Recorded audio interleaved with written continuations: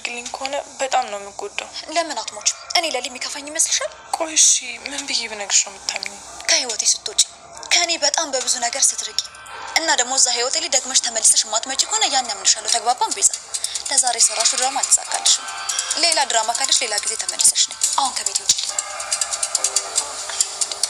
ምን እያደረግሽ ነው? ዋና አዎ ዶክተር፣ እንደውም አይወዳት ወንድ የለም። ለዛ ነው መሰለኝ እኔም ወደና ቃርጋ ነው የምታልፈው። አይታ ባላየ ላሽ ትለኛለች ዶክተር።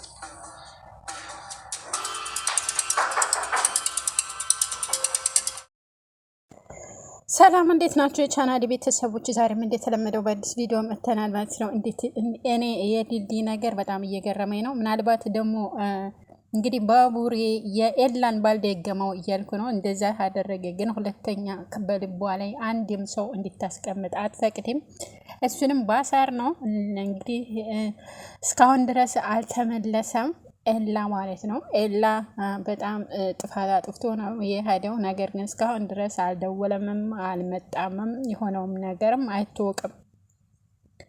ደህና ይሁን አይሁን አግብቶ ይሁን አያገባ ይሁን እስካሁን ድረስ ምንም ያሳዩት ነገር የለም ማለት ነው። ምናልባት አንድ ቀን ተመልሶ መምጣቱ አይቀርም። የምናልባት ደግሞ ቀለበት አደረገች ስትባል ተመልሶ መምጣቱ አይቀርም ማለት ነው። ኤላ እንግዲህ ባቡሬና ዴቭ ያው የሚያደርጉት ነገር ቆንጆ ሆኖ ሳለ ነገር ግን አሁንም አደይ ያው እሱን ለማግባት ዝግጁ ናት። ግን ዶክተሩ በጣም ነው ያሳዘነኝ።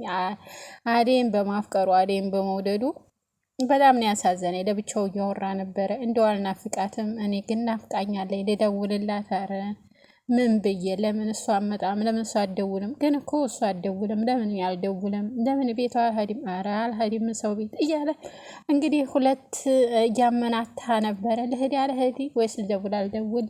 ለምን እሷ አመጣም እያለ እያሰላሰለ እያወጣ እያወረደ በሩ ሲቆረቆር ተከፍቶ ሲገባ አደይ ነው ያለው። እንግዲህ አደይ ሳትሆን ሌላ ሰው ነው የገባው ማለት ነው። እንግዲህ ተቀመጠበት።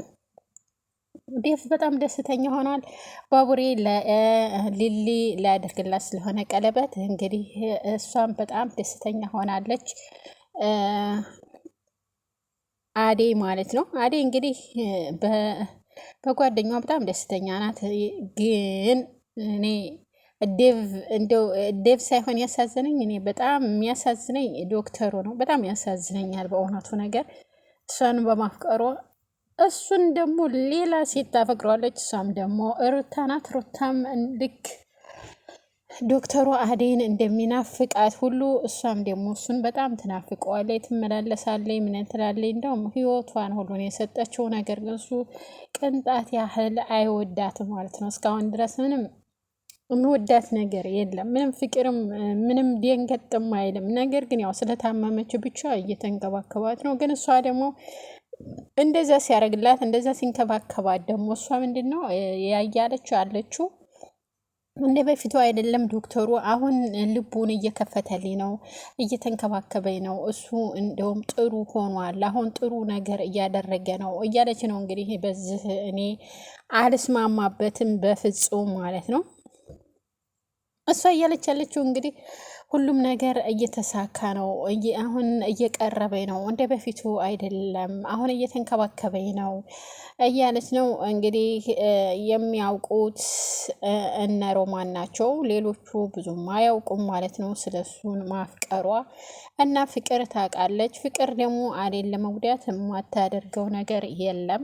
ዶክተሩ ራሱ ብዙ ነገር እነግርሃለሁ ስለ አደይን ለግለህ ማድረግ የተፈለክ እኔ እረዳሃለሁ፣ ያግዝሃለሁ እያለችው ነው።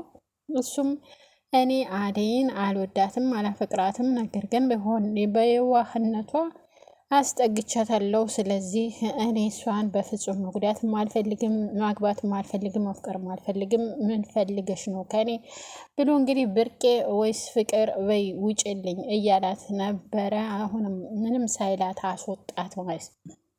እነኚህ ደግሞ በገጠር አይ ሰደካት አይደል እንግዲህ ምን ይውጣን ይሆን ምን እናደርግ ይሆን እያሉ ነው እንግዲህ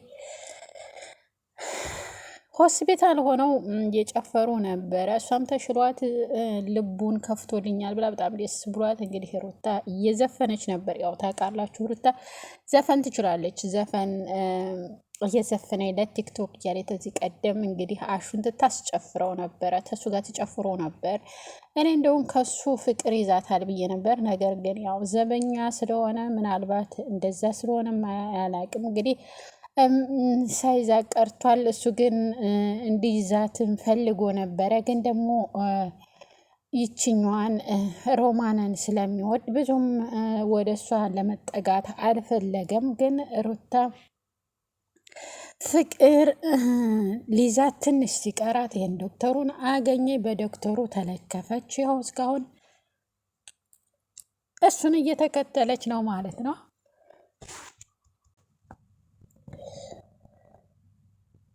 ቤዛ እንግዲህ ለራሷ ጥቅም ስትል ያው ታውቃላችሁ፣ ቤዛ እንዴት እንደሚያደርጋት ገንዘብ ታጣች፣ የሆነ ነገር ታጣች ማለት ነው። አሁን ምንድን ያለችው ሀጄ እልሊ ላይ እግሯ ላይ ወድቄ ይቅርታ መጠየቅ ብቻ ነው፣ ከዛ ጓደኝነት መፍጠር ብቻ ነው። ተጓደኝነት ተፈጠረች እንግዲህ ቤቱ ውስጥ ያለውን ነገር መርምራ ለመሸጥ ወይም ደግሞ የሆነ ነገር ለማግኘት ስለምትፈልግ ይቅርታ እግሯ ስር ተደፍቼ ይቅርታ ላታለሁ ብላ ነበረ። ይኸው እግሯ ስር ተደፍታ ይቅርታ አለቻት ማለት ነው። እርግጠኛ ነሽ ይቅር ብዬሻለሁ ነው የምትላት። ጓደኛ ሆኜ ከአንቺ ጋር ጓደኛ መሆን እፈልጋለሁ፣ እንደ በፊቱ እኔ ተንኮል አልፈልግም፣ ተንግዲህ ወዲያ በቅቶኛል ተንኮል ብላ ተጠግታ የሆነ ነገር ለመጠንሰስ እንዲያመቻት ወይም ደግሞ ለመስረቅ እንዲያመቻት ስለፈለገች ነው አሁን እሷን ሄዳ ይቅርታ የጠየቀቻት ማለት ነው። ባቡሬ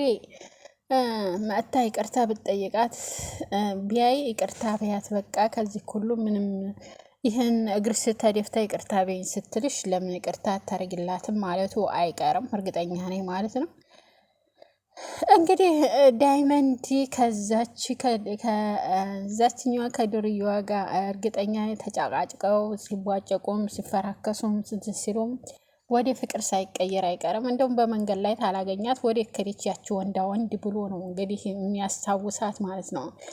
ወዲህ ከደች እያለ ነበረ እንግዲህ እሷን ፈልጎ እያወሩ ነው። ትንሽ እንደ በፊቱ ሳይሆን አሁን ትንሽ በረድ እያለላቸው ነው። ወደ ቁም ነገሩም እንዲህ ዘንበል እያሉ ነው። እርግጠኛ ነኝ ዳይመንድ እንደሚያፈቅራት ፍቅር ውስጥ እንደሚገባ እርግጠኛ ነኝ ማለት ነው። ያው ሮማንን ትቷታል። ሮማን እንግዲህ የአሹ ሆናለች። አሹም ደግሞ አልተረዳችውም እስካሁን ድረስ ሮማን ባትረዳውም ዞሮ ያው የእሱ ናት እሷ ታውቃለች እንደሚያፈቅራት እንደሚወዳት። ነገር ግን እሷ ሽማትል ያው ከዚህ ከሰውየው አልተፋታውም ተገጠር ታገኘኝ ስለሚወስደኝ ከሱ ጋር ያለኝን ፍቅር ባቆም ነው የሚሻለው እና ሌላ ብዙ ነገር አለብኝ ብላለች። ይሄ እውነት ነው፣ ምንም ማድረግ አይቻልም። ስለዚህ የግዴታ ፍቅር ከመጀመር የሚሆነውን ነገር መጠበቅ ይሻላል። የተሳካ ነገር ካለ ያው ከሱ ጋር መመስረት ትችላለች። አሁን ዘበኝነት ነው ያለው፣ ቅጠራን አይናቸው ሁለቱም የራሴ የሚሉት ነገር ስለሌላቸው እነሱ ተጋብተው የት ይቀመጣሉ? የት ያርፋሉ? ቤት የላቸው፣ የኪራይ ቤት እንኳን መክፈል አይችሉም። ስለዚህ